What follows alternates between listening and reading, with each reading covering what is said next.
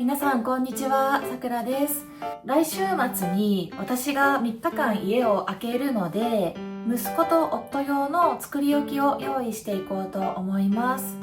一度にたくさん作るのは難しいので、何日かに分けて少しずつ作り置きをストックしていこうと思います。まずはスーパーに行ってきて、さつまいもと人参、ささみを買ってきたので、おかゆを作っていこうと思います。これはスーパーに行く前にお水につけておいて、もう吸水したお米 300g です。今息子は南半を食べているので、お米1対お水4でおかゆを作っていきます。1200ml のお水を入れていきます。さつまいもは皮を剥いてアクが出るのでお水にさらしておきたいと思います。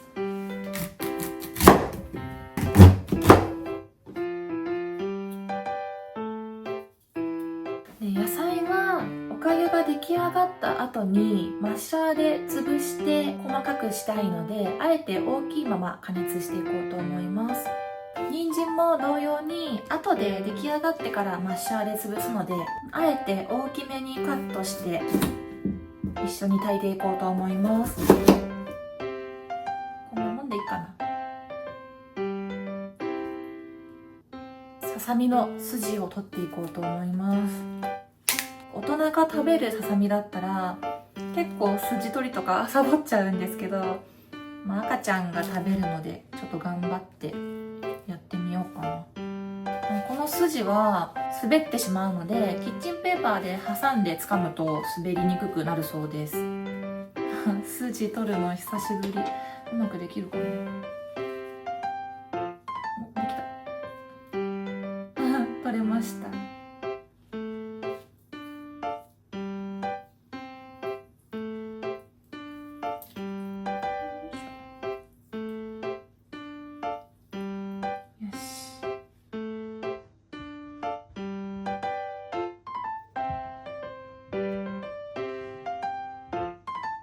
なんかすごい豪快鍋みたい。ちょっとさつまいもの量が多いので、一緒に加熱をしてから取り分けて何か違う料理にリメイクしようと思います。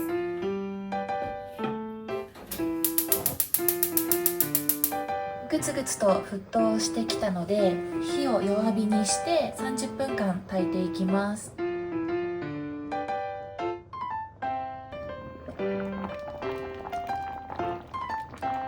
30分加熱したのがこちらです。さつまいもも人参もスッと菜箸が入るぐらい柔らかく煮えたので、これで一度火を止めたいと思います。お米も柔らかく炊けてるね。火を止めて蒸らすことでお米が水分を吸ってくれるので、蓋をした状態で粗熱が取れるまで冷ましておきたいと思います。さつまいもの量が多いので2本ぐらい取り分けて違う料理に使いたいと思います。蓋をして蒸らします。取り分けたさつまいもはマッシャーで潰します。時間がない時はレンジで加熱しちゃうこともあるんですけど、やっぱりお湯でしっかり茹でた方がしっとり仕上がる気がして美味しそうです。こんなもんかな。今日スーパーでしらすも買ってきたので、さつまいもとあえてさつまいもしらすを作りたいと思います。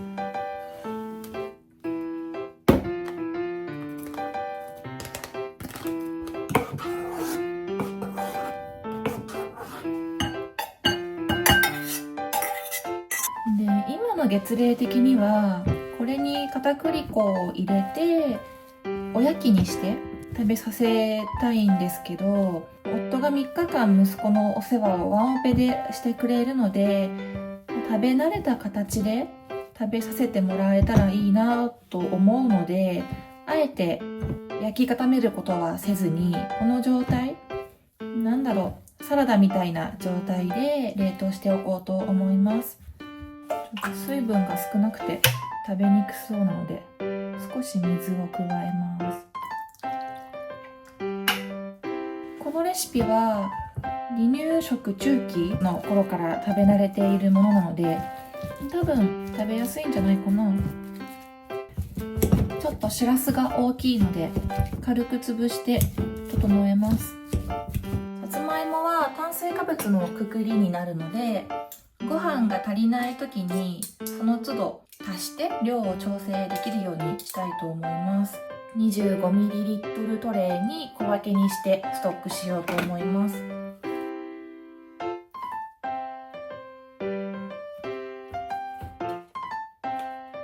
この状態で冷凍します。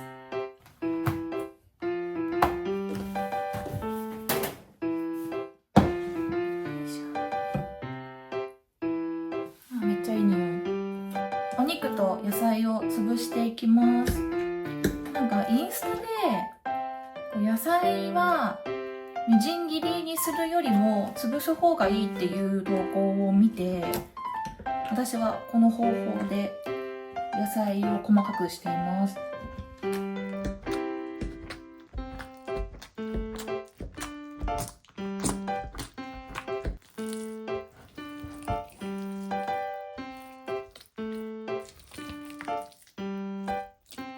ここに風味を良くするためにバターを1かけと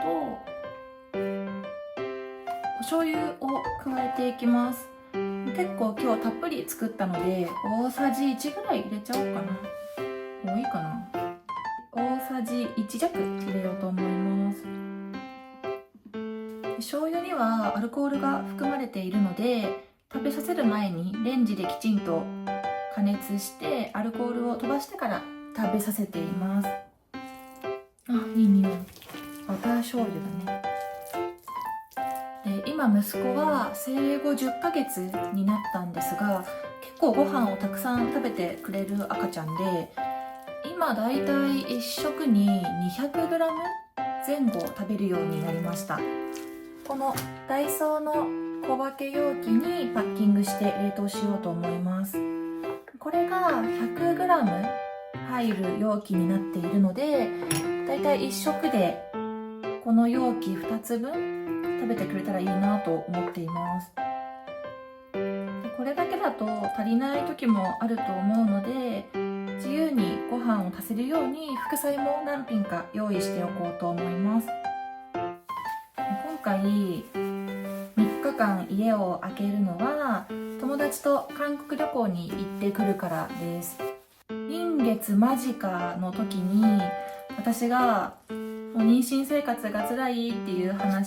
愚痴をこぼしていて出産して身軽になったら旅行に行こうねってちょうど1年前の今頃話をしていて1年越しの結婚になります。妊娠中はねどうしても行動制限が出てしまうので夫も快くもう出産したら自由に行ってきていいよって言ってくれたのでお言葉に甘えて旅行に行ってこようと思います。赤ちゃんを置いて母親がね旅行に行っちゃうのは賛否両論あると思うんですがありがたいことに混合で育児をしているのでミルクも嫌がらずに飲んでくれるのでそういった心配はないかな。夫と妊娠前から話していたんですがやっぱり育児って長期戦マラソンみたいなもので自分の好きなこととか息抜きをきちんとしないと絶対いつか疲れちゃうよねっていう話は前からしていてだからお父さんもお母さんもお互い息抜きができるようにお互いがワンオペで息子の世話をできるようにしておこうねっていう話はずっと前からしていました。8月にも実は1泊で私旅行に行ってきていてその時も夫が2日間まるまるワンオペで面倒を見てくれたんですが特に大きく困ったところはなかったみたいでなので安心して旅行に行ってきたいと思います。以前夫と話してる時に私が結構自由に遊びに行ったりしているおかげで、自分も飲み会とかに行ってきていいって打診がしやすいって言ってくれて、なんかそこは夫婦でお互いの時間を尊重しようっていう考えでまとまっているので、本当に楽しく過ごさせてもらっています。私もそう自由に旅行に行く分、夫の飲み会とかには最大限協力したいなって思っていて、先月かな、夫が月に3回4回ほぼ毎週飲み会に行ってる時があったんですけど、でも私も自由にさせてもらってるし、夫もちゃんと息抜きをしてリフレッシュした状態で息子に関わってほしいなって思うので、その時は快くいってらっしゃいって言いました。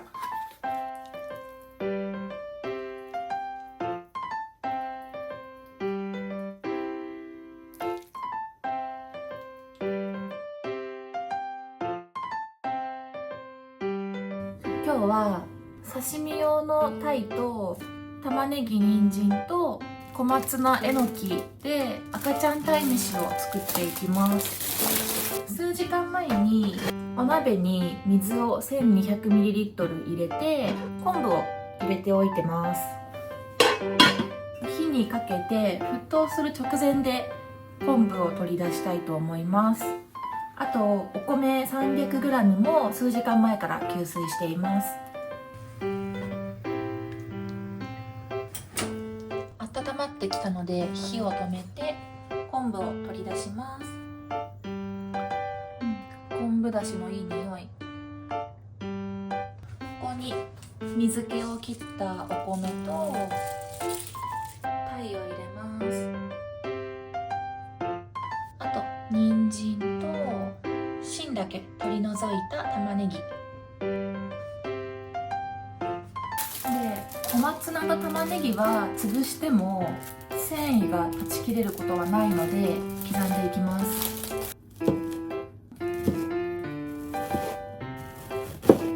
半分ぐらい残して違う料理に使いたいと思います。小松菜は柔らかい葉の部分だけを使っていこうと思います。30分煮ていくのでだいぶ柔らかく煮えると思うので、そこまで細かくしすぎなくても食べやすくなるとは思うので、粗みじん切りで切っていこうと思います。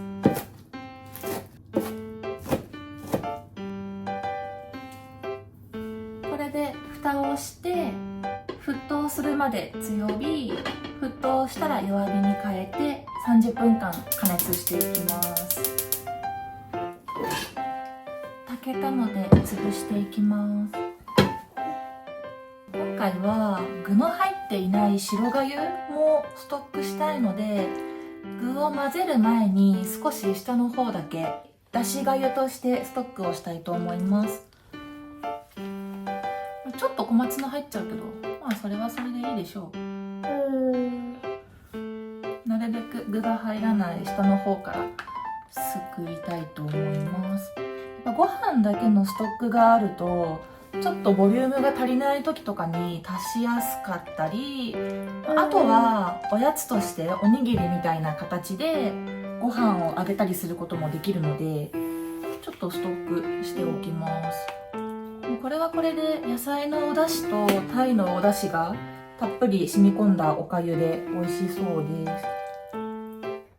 こんな感じで冷凍しておこうと思います。残りは全部鯛めしにしちゃうので、大きな野菜と鯛を潰していきます。で今回は昆布の出汁と鯛の出汁とあと野菜の出汁が効いているので、味付けはしないであえてこのまま冷凍したいと思います。結構香りも強くて味わい深そうな感じがします。鯛めしの完成です。息子がお昼寝から目覚めて身軽になったのでパッキングしちゃいたいと思います。おはよう。今晩の夜ご飯に 200g あげようと思うので、先に 200g 取り分けておきます。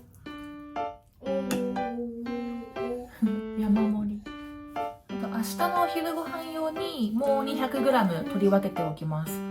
これは冷凍しないで冷蔵保存にしておこうと思います。あとお昼だから 150g ぐらいでいいかな。少し少なめにこれも冷蔵庫に入れておきます。あとは 100g ずつまたこの容器に小分けにして冷凍保存します。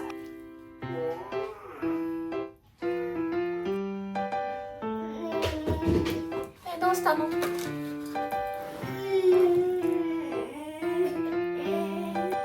これだけのストックができました。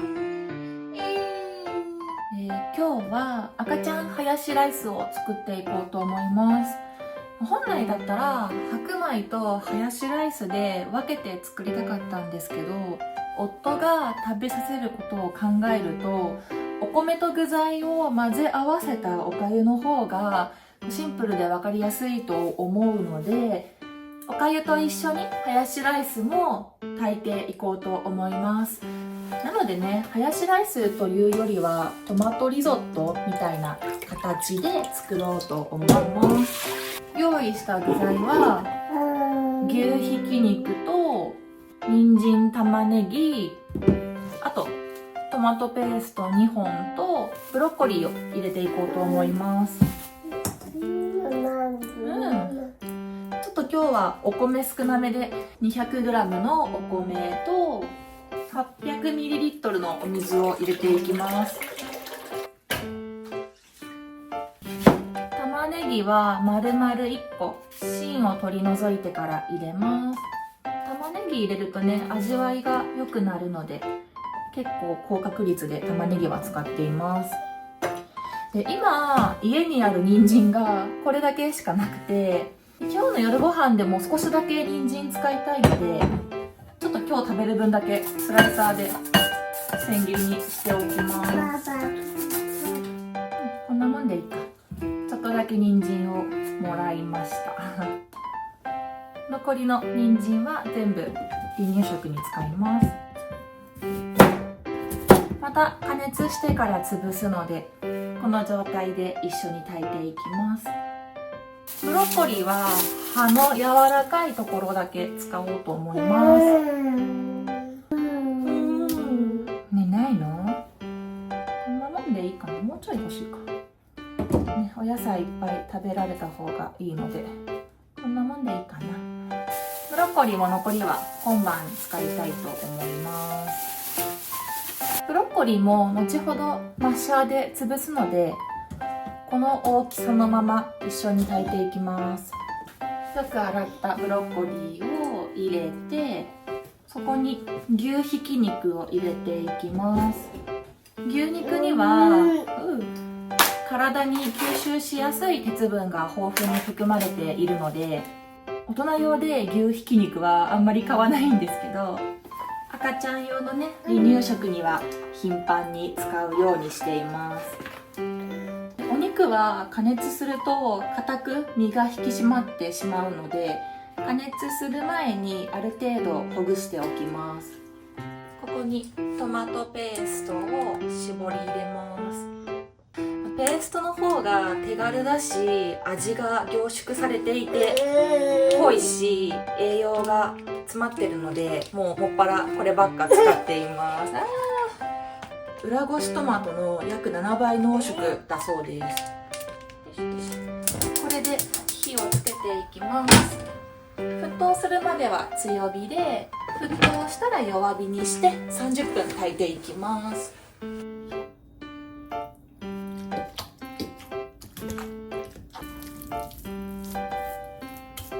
一度にこんなに作ったことがないので、もうこの容器が空きが全然なくて、今 1,2,3,4,5,6,7 個あるんですけど、700g 詰め終わったらこっちの小分けトレーに詰めちゃおうと思います。一応今回の作り置きでお魚とささみと牛肉で3種類のタンパク質を使うことができたので良かったなと思っています。一日の中でいろんな栄養素をとってほしいなと思っているので、特特にタンパク質はかぶらないように気をつけて作るようにしています。今回はこれだけのストックができました。今回作りだめた離乳食なんですけど、夫が分かりやすいように土曜朝、土曜昼、土曜夜って書かれたシールをラベリングしていこうと思います。こんな適当なシールです。なるべく1食で飽きないように2種類のお粥をセットして2つの味が楽しめるように組み合わせています。よし。